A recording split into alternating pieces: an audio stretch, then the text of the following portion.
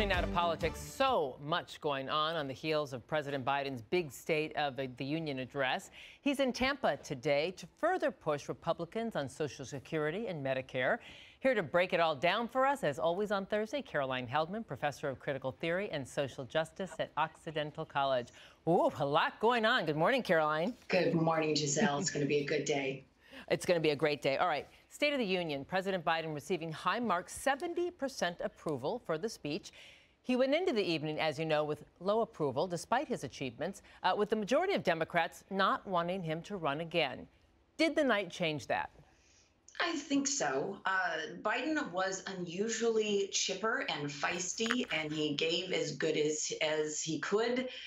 There were a lot of unscripted moments. I will say, I'm not a big fan of the State of the Union. I think it's a little boring. There's a lot of clapping. There are rarely any unexpected moments, but this was completely different. He had collective heckling that we've never seen before. And Biden, it was his moment to shine. And if you had concerns about his age before going into this speech, you didn't have concerns after. So I think in every way, this worked in Biden's favor. Yeah, it's funny that you say it was boring. Ratings for the State of the Union down 29% across the board. Why? That boring factor? Yeah, probably. A couple of things are going on. It's much more a partisan speech than it used to be. So you mostly get members of your own party tuning in for whichever president is in power. Also, it's not picking up in the streaming numbers. So the numbers are going down over time. And just for context, about 30 million people tune in for the State of the Union, which is the most popular political event of the year. But over 100 million tune in, more than 3 times that for the Super Bowl, for comparison.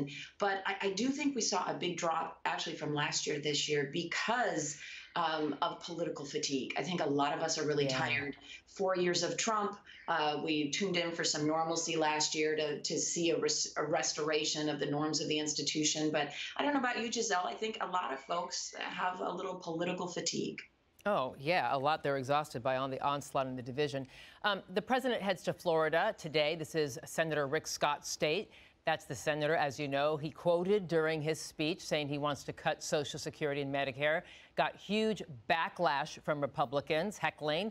Was it a fair, thing to bring up, or was it a cheap shot? I think it might have been a little bit of both. So, yes. Republicans have proposed to cut Medicare and Social Security over the years, most recently a senator from Florida, Rick Scott, as you noted. But the cheap shot maybe was that he was talking mostly about the Republicans in the House and the negotiations that are going on with Kevin McCarthy. And McCarthy went into those negotiations and said, we're not going to cut Social Security and Medicare.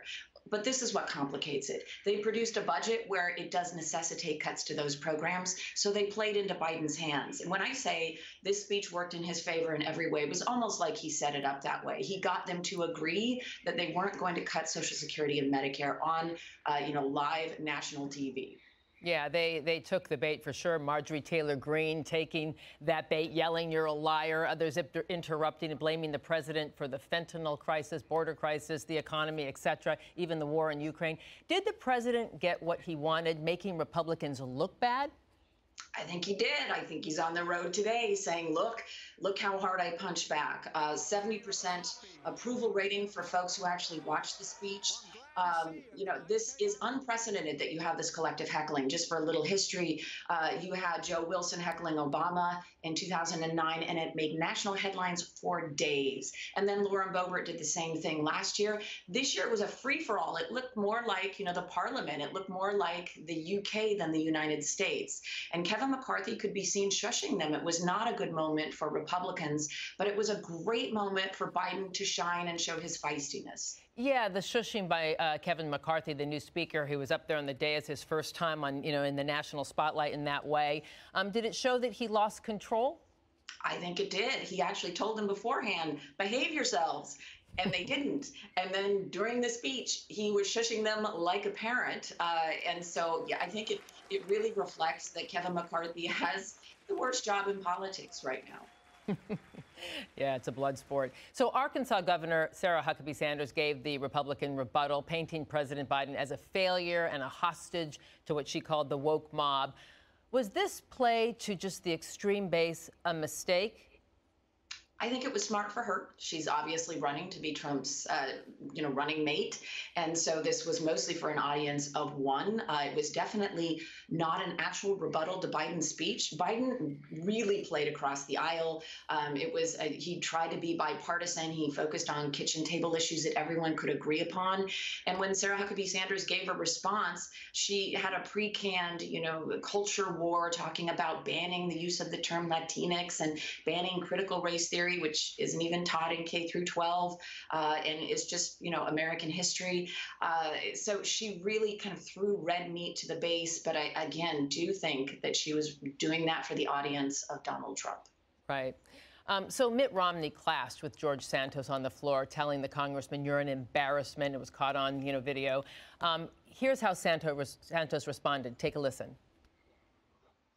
It's not the first time in history that I've been told to shut up and go to the back of the room, especially by people who come from a privileged background. And it's not going to be the last, and I'm never going to shut up and go to the back of the room. And I think it's reprehensible that the senator would say such a thing to me in the demeaning way he said it. It wasn't very Mormon of him. That's what I can tell you. Many people find that really, really shocking. Is this a microcosm of what we're going to see in the next 2 years, MAGA versus mainstream Republicans? I can imagine that. I mean, George Santos is in a league of his own. This is a man who is being investigated for multiple potential violations, and he's already acknowledged that he basically made up his history about everything.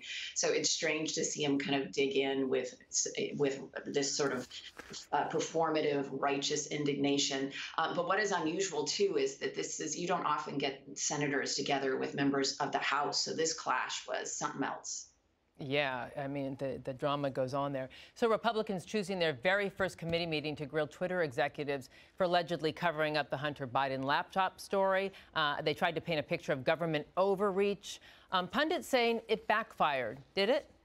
I think it did. Most people have not really been following this story because it's a more extreme kind of Republican media ecosphere story about Hunter Biden's laptop. And what we learned is that Twitter has constant communication with campaigns and with government officials about a lot of different posts. And they acknowledge that they made a mistake with this one, but they actually provided examples across the board. So while some members of these committees may want to be using this for social media, for little sound bites to promote themselves, at the end of the day, it backfired because Twitter made a really good case that it wasn't biased.